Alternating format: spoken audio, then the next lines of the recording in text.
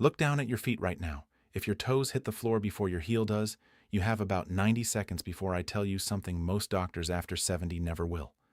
One step, one change. It could save your life. I know exactly why you clicked this. Maybe it was a stumble last Tuesday in the kitchen. Maybe a near miss on the porch step.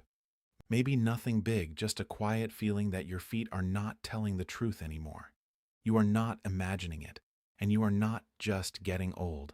Something specific has been changing in how you walk, and almost nobody has told you about it. Your 15-minute checkup does not cover this. Your annual physical does not cover it. There is no blood test that flags it. So it grows in the dark, slowly reshaping the way you move through your own house. Here is what I see week after week in the clinic. A woman comes in. She is 72, sharp as a tack, still drives, still hosts Sunday dinner. She tells me, "I fell in my own hallway, doctor. I wasn't doing anything." And she is right. She wasn't. That is the whole problem. The way you walk today is not the way you walked at 50. It is not even the way you walked at 65. Somewhere in the last few years, your stride got shorter. Your foot stopped lifting cleanly. Your weight crept forward. Your eyes started searching the floor. And the kitchen floor, the one you have crossed 10,000 times, became a place where a rug edge can end a life. You did not do anything wrong. Your body just stopped sending a signal it used to send for free, automatically, without any conscious input from you. I am going to show you exactly what that signal is, why it faded, and the one change that turns it back on. Starting with your very next step. Before we go further, drop your age and the state you are watching from in the comments. I read every single one, and I shape my next videos around who is actually here. I want to know who I am talking to tonight. So what is this signal? Walking, real walking, the kind your body was built for, has a name. Biomechanists call it heel-to-toe gait.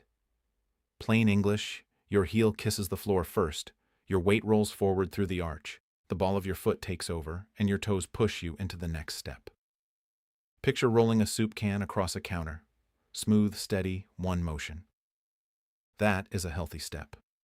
Every step in a healthy gait is a controlled transfer of momentum, front to back, heel to toe, with your nervous system coordinating the whole sequence in a fraction of a second without you consciously thinking about it. The remarkable thing is how well that system works for most of your life. You walk through your 30s, 40s, and 50s without ever once thinking about which part of your foot is landing first. The system handles it. Then, quietly, after 65, it starts handling it less well. Now here's what happens after about age 65, sometimes earlier, often quietly. The muscle on the front of your shin, the one that lifts your toes up so your heel can land first, gets weaker. It is a small muscle. It does not get a lot of attention at the gym, but it is the one muscle standing between your foot and the floor every time you take a step. When that muscle weakens, your toes stop lifting. Your foot lands flat, or worse, your toes touch first, and that is where it gets dangerous. When your toes hit before your heel, 3 things happen in the same half second. Your weight is already forward. Your balance reflexes have no time to catch you. And the next step starts in a position your body cannot recover from. That is a fall waiting for a rug to find it. 1 in 4 adults over 65 falls every year. 1 in 5 of those falls causes a serious injury, a broken hip, a head trauma, a hospital stay that turns into a nursing home stay. Falls are the #1 cause of injury death in your age group. Read that sentence again. Number 1, above car accidents, above heart attacks at the moment of impact, above everything. And here is what makes that statistic so significant. Most of those falls were preventable, not with medication, not with surgery, with the signal your body stopped sending and that nobody told you how to ask for again. Almost all of it traces back to that one fading signal. That is the 90-second warning I promised you. Toes, first walking, is the silent driver of the leading cause of injury death after 70. Let me tell you about a patient I will call Margaret. Composite story, details changed. The lesson is real. Margaret was 74, retired teacher, lived alone in a tidy bungalow in Ohio. She walked her dog every morning, did her own grocery shopping, and was, in her words, fine. She came to me because her daughter noticed something. "Mom shuffles now," her daughter said in front of her, which Margaret hated. Margaret denied it. I asked her to walk down my hallway, 10 steps. Her heels never touched the floor first. Not once. 3 weeks before our visit, Margaret had stepped onto a small bathroom mat and gone down hard. She caught herself on the edge of the sink, broke a finger, bruised a rib, did not tell her kids for 4 days. Between you and me, that is the call I get most. Not the big fall, the hidden one. The one where they caught themselves on something and counted themselves lucky, and then went right back to doing the thing that caused it. The one that taught her, quietly, that her own house was no longer safe, but that she was not yet ready to say that out loud to anyone she loved. I did not give her a gadget. I did not give her a pill. I gave her one cue, one sentence, the same sentence I am going to give you in about 2 minutes. And I will tell you what happened to Margaret 4 weeks later. But first, if you are still with me right now, I want you to do one thing. Subscribe to this channel. My name is Dr. David Mercer. I have spent 28 years sitting across from patients exactly like you. The 15-minute appointment will never cover what we are covering tonight. The system is not built for it, so I built this channel to fill that gap. Every week, one video, no fluff, no fear selling, just the things your doctor would tell you if he had 3 hours instead of 15 minutes. If that is the kind of doctor you want in your corner, hit subscribe and turn on the bell. We are a small community doing this the right way. I would be honored if you joined us. And about that fading signal. It did not fade because you got old. It faded because somewhere along the way you stopped asking your body to do it. Confidence dipped after one stumble. Steps got shorter, toes stopped lifting. The signal went quiet, which means it is not gone. It is waiting. Here is the one change. Reach your heel. That is it. 2 words. From this moment, every step you take begins with your heel reaching slightly forward, maybe 2 inches more than feels natural, and landing first on the ground. Your toes stay lifted as you reach. Your weight then rolls forward through the arch, through the ball, and pushes off the toes into the next step. Reach, land, roll, push. It is almost insultingly simple. 2 words. A gesture forward of 2 inches. A conscious lift of the toes that your foot used to do automatically. And yet in those 2 words is the entire mechanism that separates a confident, upright walker from someone who shuffles. It is not a big change. It is the smallest possible version of a change that makes the biggest possible difference, because you are not trying to reinvent your gait. You are just waking up the part of it that went to sleep. For the first 8 years of my career, I taught patients to walk more carefully. That was the advice. Slow down. Be careful. I was wrong. Be careful is what causes the shuffle in the first place. Be careful makes your steps shorter. Be careful makes your eyes drop. Be careful makes you forget to lift. The opposite of careful walking is not reckless walking. It is intentional walking. And intentional walking starts at the heel. There is a difference between moving carefully and moving intentionally that most people have never been asked to consider. Careful walking is reactive. You are braced for something to go wrong. Your muscles are tight, your stride is short, your eyes are down searching for the thing that might trip you. Intentional walking is proactive. You are giving your body a command and trusting it to execute. Your heel is reaching forward. Your toes are lifted. Your eyes are up. One posture contracts, the other expands. One creates the shuffle, the other eliminates it. Try it right now if you can stand safely. Hold the back of a chair. Take 3 steps in your living room. With each step, think one word. Heel, reach, land, reach, land. Feel the difference. Feel how your toes naturally lift to clear the way. Feel how your hips wake up. Feel how your spine pulls a little straighter without you trying. That sensation right there is your nervous system remembering something it has not been asked to do in years. What worked at 40, your body did automatically. After 70, you have to ask it on purpose. That is the only difference. The doorway mirror test. Here's a test you can do tonight before bed to see exactly where you stand.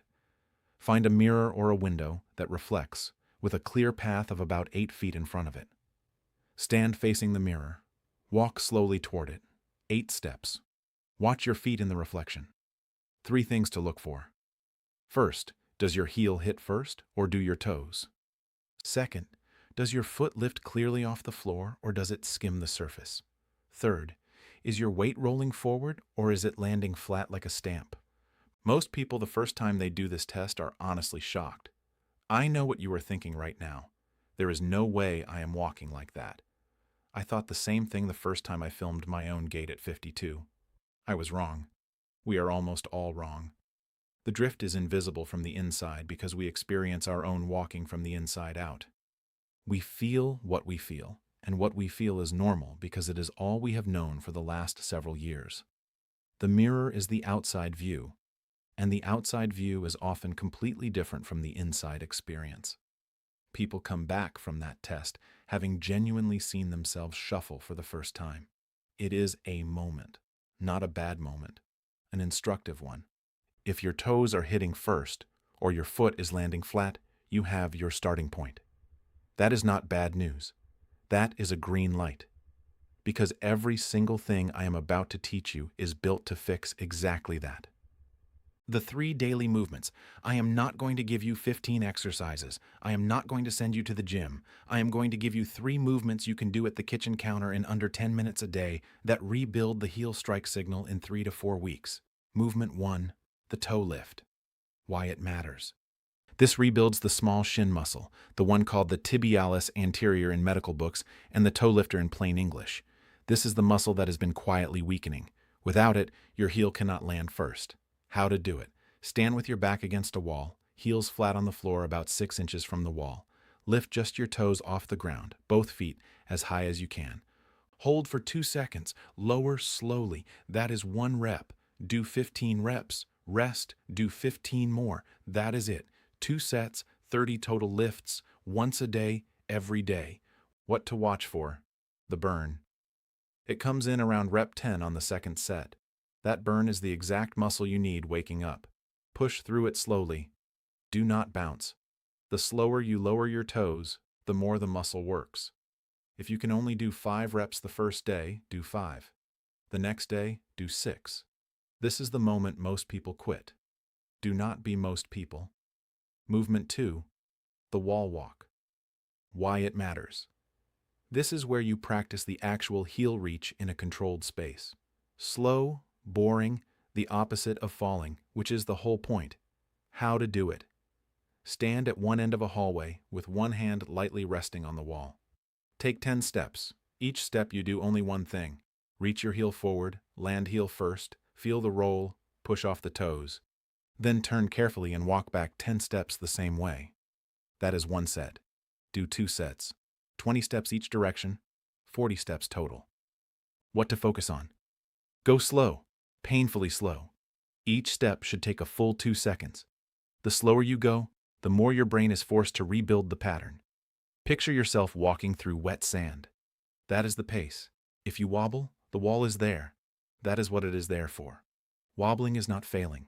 Wobbling is your inner ear, your ankle joints, and your brain having a conversation they have not had in years. Let them talk. Movement 3, the curb step. Why it matters. Real life is not a hallway. Real life has thresholds, door frames, curbs, rugs.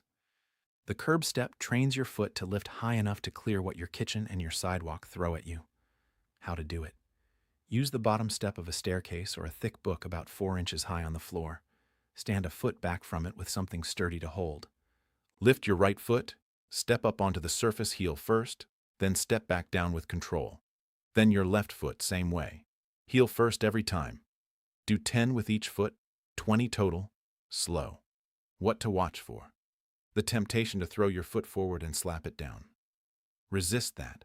The whole point is the controlled lift.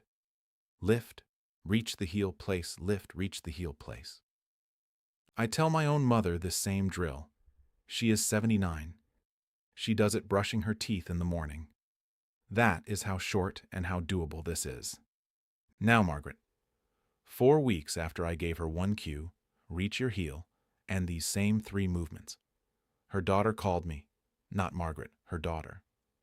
She said, "Mom is walking different. She is standing taller. She crossed the bathroom mat yesterday and did not even look down. 4 weeks. Not 4 months. 4 weeks of 2-word focus and 10 minutes a day. 6 months later, Margaret hosted Thanksgiving for 14 people. She walked from the kitchen to the dining room with a casserole in both hands.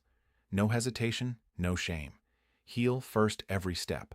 That is what one change does when you give your body permission to remember. Quick check-in with me. Type 1 in the comments if your toes have started hitting first. Type 2 if you have caught yourself shuffling. Type 3 if you have had a stumble in the last year you did not tell anyone about. No judgment. I read every reply, and your number tells me what the next video needs to cover. We do this together. Ask your doctor. Here is what to bring to your next visit. 3 sentences.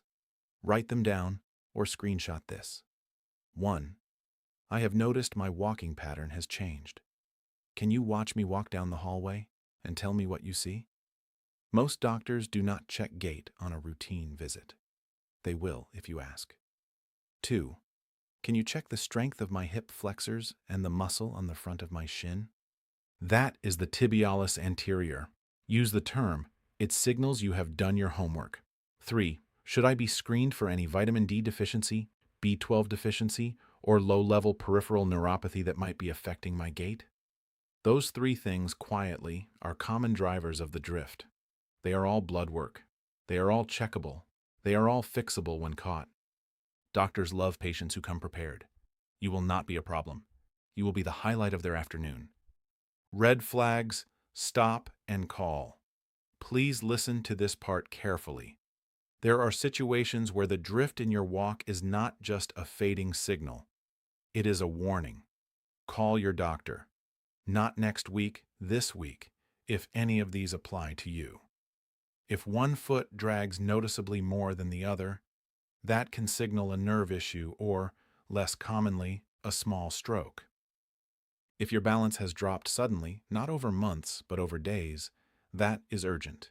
If you have fallen twice in the last 6 months, 2 is the number. 2 is the threshold where falls become a pattern. If you feel dizzy when you stand up, if your toes have gone numb or tingly, if you have lost the ability to feel the floor under your feet, any one of these, that is a phone call. Not for me to diagnose, but for your doctor to investigate. Most of the time the drift is fixable at home with the 3 movements, but your job is to know when home is not the answer. The common mistake people make.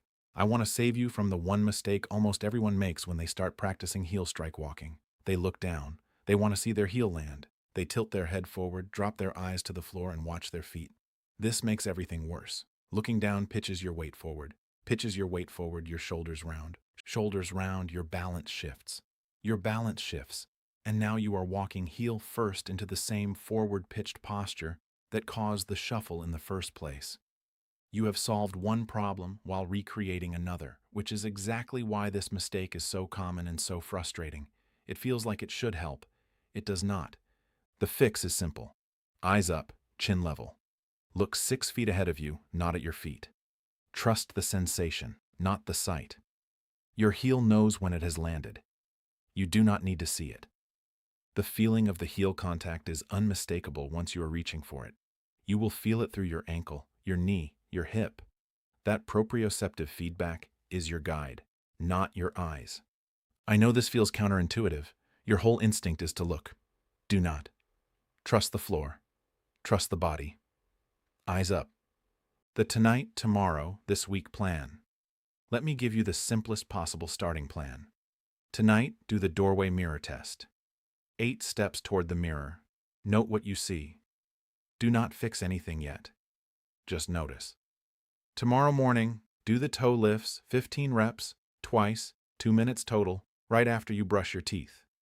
Tomorrow afternoon, do the wall walk, 10 steps down a hallway, 10 back, 2 times, 4 minutes total. Reach the heel, eyes up. By the end of this week, add the curb step, 10 reps each foot, 3 minutes. That is it, the whole protocol. Under 10 minutes a day. No equipment, no gym, no purchase. 3 to 4 weeks of this, by the published research on motor pattern relearning in older adults, is the window where the new pattern becomes automatic. Your brain stops asking and starts doing. The signal comes back online. The heel strike that used to require conscious thought becomes the default again, which is where it always belonged. running quietly in the background while you go about your life without thinking about your feet. Between us, the patients I see succeed the most are not the ones who push hard. They are the ones who show up small every day. 2 minutes of toe lifts, 4 minutes of wall walks, done before the coffee finishes brewing. That is the secret. Tiny, consistent, boring, powerful. Why this protects more than just your feet. Here is what most people do not realize. The heel strike change does not just prevent falls. It pulls your whole body back into alignment. Your hips activate, your glutes wake up, your spine extends, your core is asked to stabilize. Your breathing deepens because your chest is no longer collapsed forward. Within weeks, my patients report things that sound completely unrelated to how they walk. Better sleep, less low back pain, easier breathing on the stairs, more confidence in public spaces. Their adult children stop hovering. Their grandchildren ask why grandma is walking taller. The reason for all of this is that the shuffle posture and the heel strike posture are fundamentally different positions for the entire body. The shuffle posture, toes first, weight forward, eyes down, compresses everything. Your spine curves. Your hip flexors shorten. Your hamstrings tighten. Your chest collapses. Your breathing becomes shallow. Your core switches off because it is not being asked to stabilize an upright spine. And all of this compounds over months and years in ways that affect your sleep, your digestion, your energy, and your mood, not just your feet. Heel strike walking reverses that cascade. One cue changes the landing position of the foot, which changes the angle of the ankle, which changes the activation of the shin, which changes the position of the knee, which changes the load through the hip, which changes the angle of the pelvis, which changes the position of the spine, which changes how your chest sits, which changes how deeply you breathe. The whole kinetic chain from the floor to the top of your head reorganizes around 2 inches of heel reach. That is not a small thing. That is your entire structure coming back online. One movement, one cue, a whole body cascade in the right direction this time instead of the wrong one. And that is what your doctor's 15-minute visit will never have time to teach you. Not because they do not care, because the system does not give them the minutes, so we do it here.